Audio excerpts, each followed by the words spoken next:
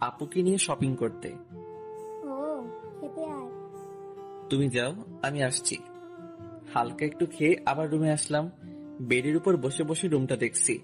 সচরাচর কাজ না থাকলে আমি যেসব অকাজ করি তার মাঝে এটা একটা। রুমে কি কি জিনিস আছে, কয়টা টিকটিকি আছে, এগুলো শুনি। হঠাৎ চোখ পড়লো গিটারের উপর। অনেকদিন হলো গিটারটা ধরা হয় না, কিন্তু গিটারের উপর কোনো বালু জমে নেই মনে হয়। আম্মু রেগুলার পরিষ্কার করে। গিটারটা হাতে নিয়ে ছাদে আসলাম। চারদিক কেমন জানি নিস্তব্ধতা বিরাজ করছে, কোথাও কোনো শব্দ নেই। গিটারে সুর তুলতে চেষ্টা করছি, কিন্তু অনেকদিন পর তো, তাই একটু সমস্যা হচ্ছে। বিরক্ত হয়ে গিটার আবার রুমে নিয়ে এসে রাখলাম। গিটার রেখে পিছনে ঘুরে দেখি দজ্জাল মেয়েটা আমার পিছনে দাঁড়িয়ে আছে। হঠাৎ করে ওকে দেখে একটু ভয় পেয়ে গেছিলাম। হঠাৎ করে কাউকে দেখলে একটু ভয় পাওয়া বা চমকে যাওয়াটা স্বাভাবিক। আপনি রাতের বেলা আমার রুমে আসছেন কেন? এমনি। কেন আসা যাবে না? কারো রুমে আসতে গেলে যে পারমিশন নিতে হয় সেটা জানেন না? জানি, কিন্তু এই বাসার সবগুলো রুমই আমার, তাই কারো পারমিশনের প্রয়োজন পড়ে না। আমার রুমে আসতে গেলে পারমিশন নিতে হবে। নিব না পারমিশন। কি করবি? যখন ইচ্ছা হবে তখনই আসবো। কিছু করতে পারবি? মুমু কথা বলছে আর আমার দিকে আসছে, আর আমি পিছনে পিছিয়ে যাচ্ছি। পিছনে পিছিয়ে যেতে যেতে বেডের উপর বসে পড়লাম। আপনি এত অল্পতেই রেগে যান কেন? জানি না, তোকে দেখলেই কেমন জানি রাগটা নিজ দায়িত্বে উঠে যায়। ও, তাহলে এক কাজ করেন, আমি তো আপনাদের বাসায় যাই না, সো আপনিও আসবেন না। তাহলে আমায় না দেখতে হবে না, আপনার রাগ উঠবে। বেশি বুঝবি না। আর গিটারটা ওভাবে রাখলি কেন? কিভাবে রাখছি? যেভাবে রাখা ছিল সেভাবে রাখছি। ওটা কখনোই ওভাবে রাখা ছিল না। আমার রুম, আর আমার থেকে আপনি বেশি জানেন? জানি, কারণ আমি প্রতিদিন রুমটা পরিষ্কার করি আর সব জিনিস গুছিয়ে রাখি। মানে আপনি আমার রুম গুছিয়ে রাখেন কেন? তখন তো জানতাম না যে এটা একটা গাধার বা গরুর রুম, নয়তো জীবনেও রুমে আসতাম না।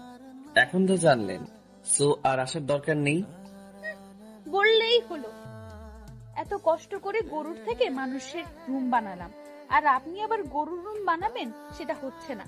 প্রতিদিন আসবো, যখন ইচ্ছে হবে তখনই আসবো।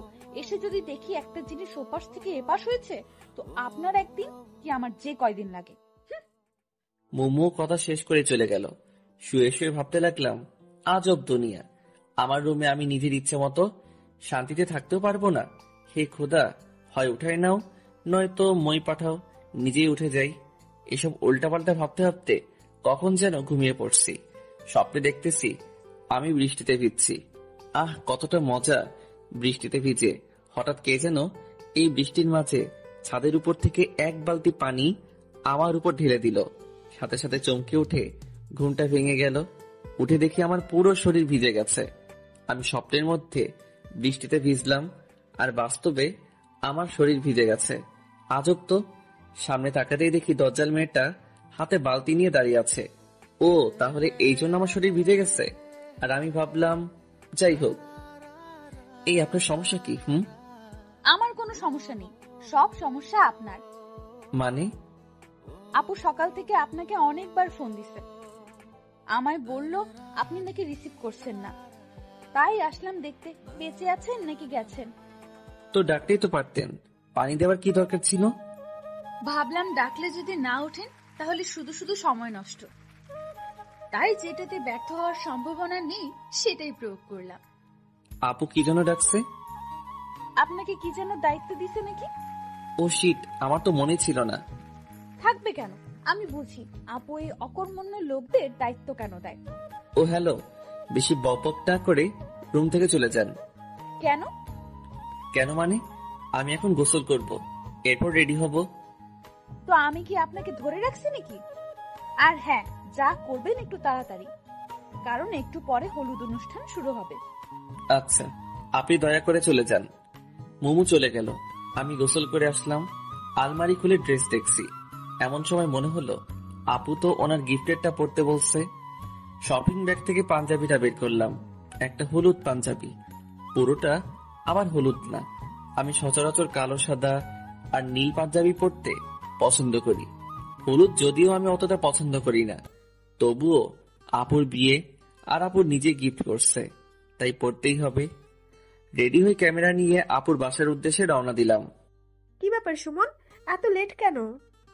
কাল রাতে একটু লেট করে ঘুমিয়েছি তো, তাই। ও, খাইছো? না। আসো, আমি খাইয়ে দিচ্ছি। এরপর আপু খাইয়ে দিল। আপু খাইয়ে দিচ্ছে আর আমি ক্যামেরার লেন্সটা পরিষ্কার করছি, সামনে থাকা একটা টবের ছবি তুলবো। এমন সময় আমার দৃষ্টি থমকে যায়।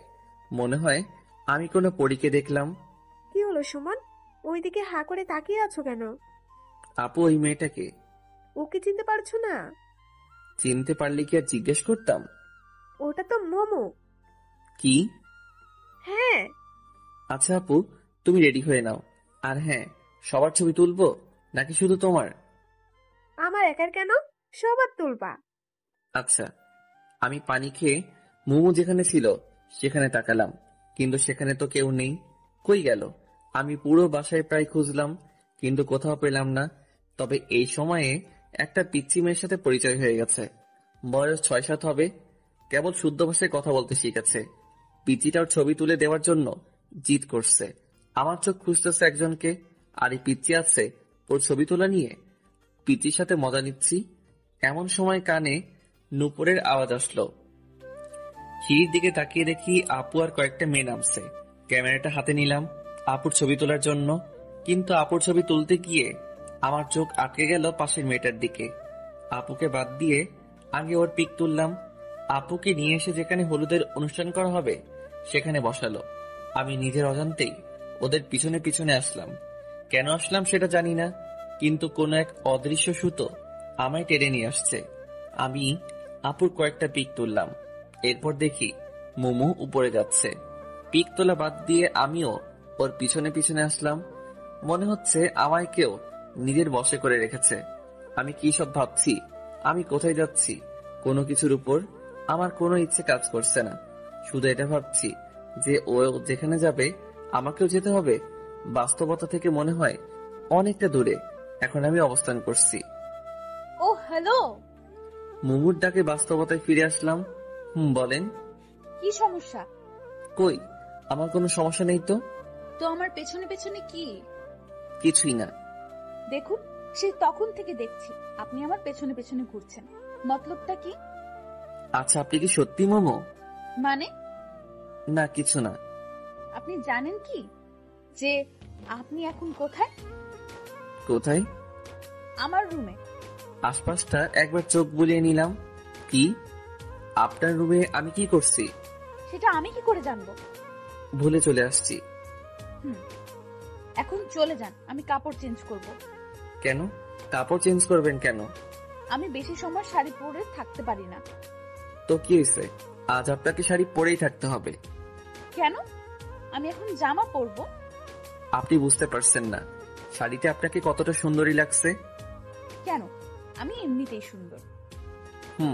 কিন্তু প্লিজ আমার জন্য শাড়িটা পরে থাকুন। মোমো আর কিছু না বলে নিচে চলে আসলো।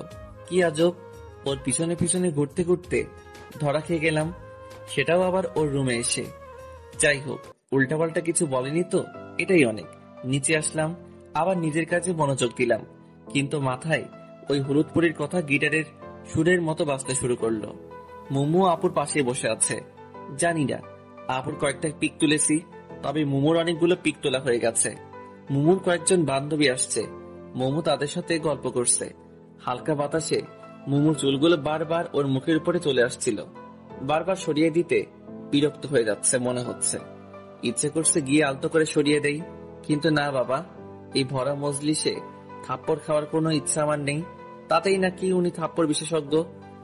মোমো আর ওর বান্ধবীরা যখন আমায় নিয়ে কথা বলছিল তখন আমি ওদের পাশেই ছিলাম। ওরা কি বলছে প্রায় সবকিছু শুনতে পাচ্ছি। ওই ছেলেটা কে রে মোমো? কোন ছেলেটা? ক্যামেরা হাতে। ও, কে সেটা জেনে তোর কি কাজ?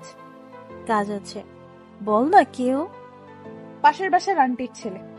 ছেলেটা তো অনেক কিউট। খবরদার নজর দিবি না। কেন, তুই কি নিজের নামে করে রেখেছিস নাকি? তাই মনে হয়। ওই দেখো না, ম্যাচিং করা শাড়ি পাঞ্জাবিও পরেছে। ওই শোন, উল্টাপাল্টা ভাবটা বন্ধ কর, বুঝলি? আর ওর সাথে আমি অসম্ভব। ও তাহলে আমাদের একটু আলাপ করাই দে না। আমি কেন দিব? ওদের যদি দরকার হয় তো তোরা নিচে গিয়ে কথা বল। ও ওকে, তুই শুধু আমাদের সাথে থাকবি। পারবো না। তুই পারবি, আমি জানি। চল। মুমুকে জোর করে নিয়ে আসলো। আমি অন্যদিকে তাকিয়ে এমন একটা ভাব নিলাম যেন আমি ওদের কোনো কথাই শুনিনি। Excuse me. আমায় বলছেন? হ্যাঁ, আপনি ছাড়া তো আর আশেপাশে কেউ নেই। হ্যাঁ বলুন। আমাদের সবার গ্রুপ পিক তুলে দিবেন। অবশ্যই, কেন নয়। আপনারা সবাই গিয়ে দাঁড়ান, আমি তুলে দিচ্ছি। আচ্ছা। সবাই গিয়ে দাঁড়ালো, কিন্তু মুমু গেল না। কিরে মোমো, আয়। আমি যাব না। কেন কি কেন? যাবেন না কেন? আমি যাকে তাকে দিয়ে পিক তুলি না। ও আচ্ছা। মোমো আমার দিকে রাগী দৃষ্টিতে কিছুক্ষণ তাকিয়ে থেকে চলে গেল। একটু পরে বরপক্ষ থেকে কয়েকজন মেয়ে আর মহিলা আসলো আপুকে হলুদ দিতে। বরপক্ষ থেকে আসা মানুষকে ভিতরে নিয়ে গিয়ে আপ্যায়ন করা হচ্ছে। এই ফাঁকে আমি আপুর বেশ কিছু পিক তুললাম, আর মোমোর বান্ধবীদেরও।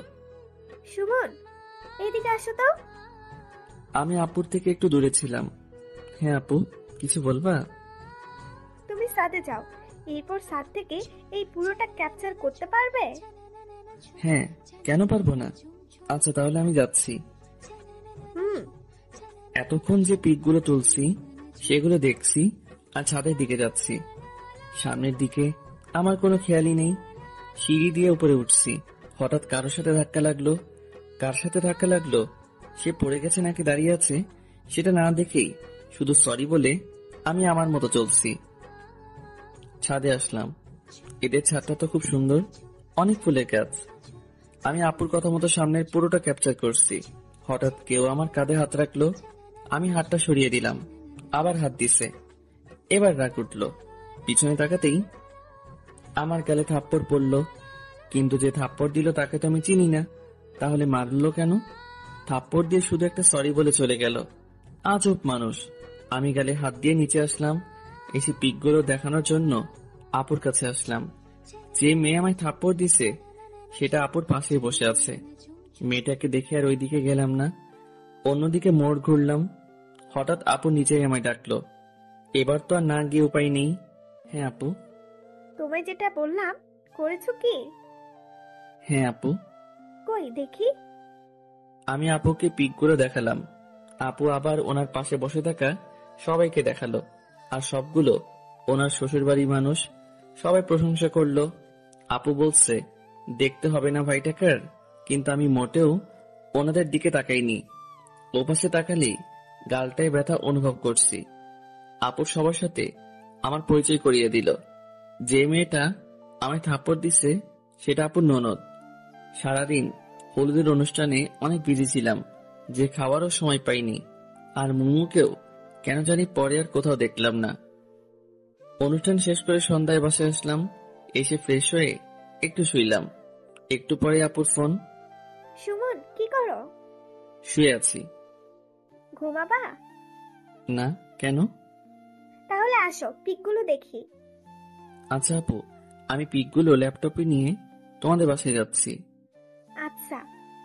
একটু পরে ল্যাপটপটা নিয়ে আপুদের বাসায় আসলাম। আপু আসবো? হ্যাঁ আসো। ভিতরে ঢুকে দেখি আপু, মুমু আর আপুর কয়েকজন বান্ধবী। আপু এই যে ল্যাপটপ, পার্সোনালে গিয়ে দেখো, ওখানে সব পিক আছে। তুমি কই যাও? আসো একসাথে দেখি। না আপু, বরং যাই, তোমরা দেখো। আচ্ছা। আমি আমার বাসায় চলে আসলাম। এসে একটু খাওয়া দাওয়া করে ছাদে গেলাম। মাঝে মাঝে রাতের বেলা একা একা বসে থাকতে অনেক ভালো লাগে। অনেক সুন্দর সুন্দর স্মৃতি কথা মনে জাগে, যা হয় হাসির কারণ, নয়তো অর্থহীন মন খারাপের কারণ। বসে চোখ বন্ধ করে আছি, কিন্তু আমার কোনো অতীত চোখের সামনে ভাসছে না। বারবার একটা হলুদ পরীর চেহারা ভাসছে, আর সেটা যে আর অন্য কেউ নয়, সেটা মোমো। এরপরই সেই থাপ্পড়ের শব্দ আচমকা আমার ভাবনার বিচ্ছেদ ঘটালো। চোখ খুলে আবছা আলোয় কাউকে দেখতে পাচ্ছি। আমি ছাদে আসলে সাধারণত লাইটটা বন্ধ করে দেই। আশেপাশের বাসার আলো আসে একটু। সামনে আসতেই দেখি মোমো হাতে ল্যাপটপ নিয়ে দাঁড়িয়ে আছে। এই যে আপনার ল্যাপটপ। নিয়ে আসার দরকার ছিল না, আপনার কাছে বা আপুর কাছে রাখলেই হতো। আমাদের তো আর কাজ নেই আপনার ল্যাপটপ রাখি। ও আচ্ছা, সারাদিন কই ছিলেন? কেন? আপনাকে কেন জানি পরে আর দেখলাম না। সারাদিন মেয়েদের পিছনে দৌড়ালে কেমনে দেখতেন? মানে আমি কখন মেয়েদের পিছনে ছুটলাম? সেটা আমি কেন জানবো? যাই হোক, আমি আসি। মোমো চলে যাচ্ছে, আমি ভাবতে লাগলাম কোন মেয়ের পিছনে ছুটলাম, না ছুটে যে থাপ্পড়টা খেলাম। মোমো একটু এগিয়ে গিয়ে পিছনে ফিরে বলল, আর হ্যাঁ, কারো পারমিশন ছাড়া তার ছবি তোলা কিন্তু বেয়াদবি। আর তুলব না। তবে পিকগুলো ভালোই হয়েছে। হাসিটা মনে হয় কলিজায় এসে লাগলো। মোমোর হাসিটা তীরের মতো বুকের বাম পাশে এসে লাগলো। আমি বুকে হাত দিয়ে ওর চলে যাওয়ার দিকে তাকিয়ে আছি। আসলেই রাগী মেয়েদের হাসি অনেক সুন্দর হয়, কারণ তারা ছলনার হাসি হাসে না, তারা মন থেকেই হাসে। হঠাৎ মোমোর সেই কথাটা মনে পড়লো, পারমিশন ছাড়া অন্য কারো ছবি তোলা বেয়াদবি। তার মানে সুমন নামে একটা ফোল্ডার ছিল, সেইটাতে শুধু মোমোর পিক ছিল, আর এই পিকগুলো ওর অজান্তেই চলছে। তাহলে কি মোমো সেই পিকগুলো দেখছে? তাহলে আমি শেষ, কারণ একটা পিকের নিচে লেখা ছিল আমার হলুদ পরি। যদি এটা দেখে তবে আমি শেষ। কিন্তু আমি কেন মোমোকে নিয়ে এত ভাবছি? আমি কি ওকে ভালোবেসে ফেললাম নাকি? মনে হয় রুমে আসলাম, এসে দেখি মোমো আমার রুমটা গুছিয়ে দিচ্ছে। কাপড়গুলো সব খাটের উপর রাখছিলাম, সেগুলো গুছিয়ে রাখছে। আপনি আমার রুমে কি করছেন? দেখতে পাচ্ছেন না? দেখতেই তো পাচ্ছি, কিন্তু আমার কাপড় আপনি কষ্ট করে গুছাচ্ছেন কেন? বলছি না, এই রুমটা আমি সবসময় পরিষ্কার করি, আর আপনাকে বারণ করছি না এই রুমে এমন আগোছালো না করতে। মোমো চলে গেল, আমি এসে শুয়ে পড়লাম। একটু পরে ঘুমিয়ে পড়লাম। মাঝরাতে হঠাৎ ঘুমটা ভাঙলো, কিছু একটা আমায় ঘুমাতে দিচ্ছে না। কি সেটা? চোখের ঘুম সব যেন অবরোধ করেছে। বারবার শুধু মোমোর কথাই ভাবছি। পাশের কোলবালিশটাকেও আজ মনে হচ্ছে মোমো পাশে শুয়ে আছে। ভালোবাসলে মনে হয় এমনই হয়, পাগলামিটা অনেক বেড়ে যায়। ফোনে মোমোর কিছু পিক আছে, সেগুলো বের করে দেখলাম, কিন্তু ওকে একটু ছুঁয়ে দিতে ইচ্ছে করছে। কি যে করি, হঠাৎ যে আমার কি হলো? ও যে ডাইনি, যদি ভুল করেও জানতে পারে তাহলে কেলিয়ে বৃন্দাবন পাঠিয়ে দিবে। যে রাগর কোনো ভরসা নেই, সো মনের কথা মনে রাখতে হবে। আর শুয়ে থাকতে ইচ্ছে করছে না। মোবাইলে তাকিয়ে দেখি 2টা বাজে। উঠে জানালার পাশে দাঁড়ালাম। মোমোদের বাসায় এত রাতেও আলো জ্বলছে। ওহ, আজ তো আপুর বিয়ে, তাই সবাই আনন্দ করছে। মোমো নিশ্চয় অনেক আনন্দ করছে, আর আমি ওকে ভেবে যাচ্ছি বোকার মতো। ছাদে গিয়ে একটু হাঁটাহাঁটি করলে হয়তো ভালো লাগবে, এই ভেবে ছাদে আসলাম। আমাদের বাসার ছাদ আর মোমোদের ছাদ প্রায় পাশাপাশি। ওদের বাসার ছাদে বেশ কয়েকটা লাইট জ্বলছে, কালকেও তো একটা ছিল বিয়ে উপলক্ষে। হয়তো আজ এতগুলো লাইট লাগিয়েছে। হঠাৎ করে আমার চোখ পড়লো ফুলের গাছের পাশে কেউ একজন দাঁড়িয়ে আছে মোমোদের ছাদে। কিন্তু ওটা তো মোমোই মনে হচ্ছে। হ্যাঁ, ওটা তো মোমোই, কিন্তু ও এত রাতে কি করছে? যাই করুক না কেন, এত রাতে ছাদে আসাটা বৃথা হয়নি। আমি ওর দিকে তাকিয়ে আছি। হঠাৎ ও এই পাশে ঘুরতেই দেখলাম ওর কানে ফোন। ও কার সাথে যেন খুব হেসে হেসে কথা বলছে। আমি সত্যি বোকার স্বর্গে বসবাস করছি।